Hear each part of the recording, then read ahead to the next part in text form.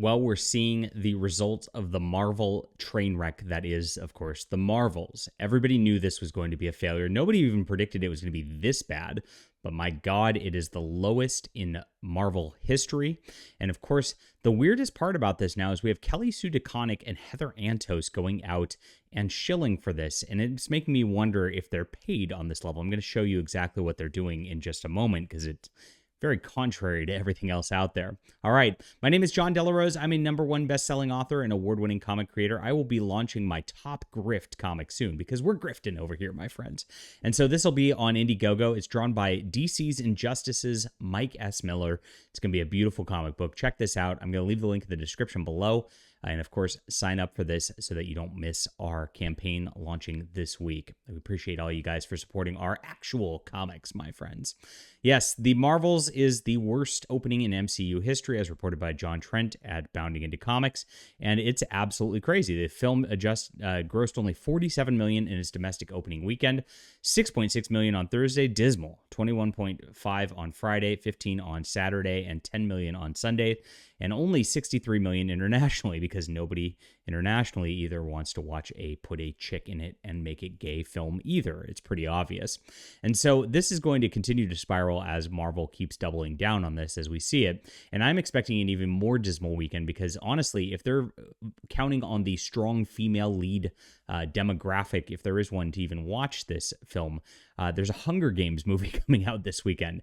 And you know that those chicks would rather go watch the Hunger Games chicks than these Marvel chicks. It doesn't make any sense. And so Disney's going to have a dismal week too. You mark my word, where they're not even going to be at the top of the box office anymore. So this is what's happening, though, with the comic pros on Twitter. So here's Heather Antos commenting on this right now, saying, "The Marvels is the most fun I've had in a superhero film in a really long time. Do not miss out." Now, this is really interesting because, you know, it's just such a bland statement. And of course, she uses some of the corporate imaging right there to push this. It's almost like she's being told to promote this on her Twitter feed because Disney's not doing well with this.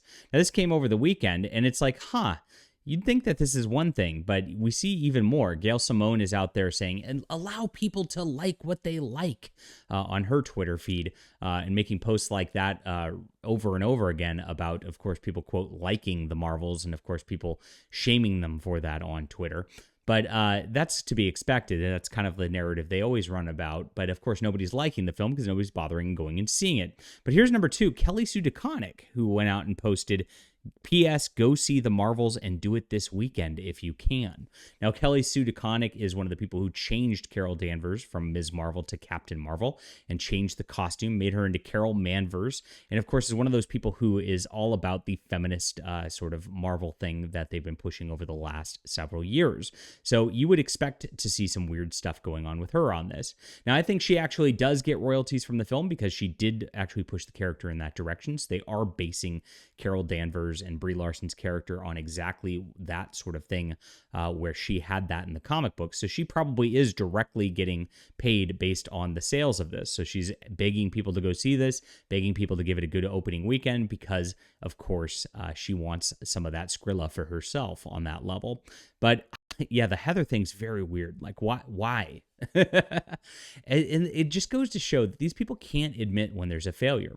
They have their entire clout wrapped up on these properties based on all of the woke content that's being produced. And so they can't have their clout base erode. They have to pretend like everything's a success. They have to pretend like everything's good. They have to pretend like all the failures are not failures. And that is the problem we're seeing with these companies. We have an industry that's lying to itself across the board. And that's why, of course, the video this morning we made about manga destroying comics and people finally noticing this on the outside end, like Eric Larson. Well, people like that don't have to care anymore, so they can actually admit the truth. But these people cannot. They have to pretend like the Marvels is the greatest thing ever. They have to pretend like people want to hear them talk about how wonderful it is. And it's all because of this little industry clout farm that perpetuates itself over and over again. All right, leave a comment down below with what you think about this. Hit that like and subscribe button, my friends, and make sure to go check out that Top Grift link down below. I'll notify you on the launch. We'll see you soon.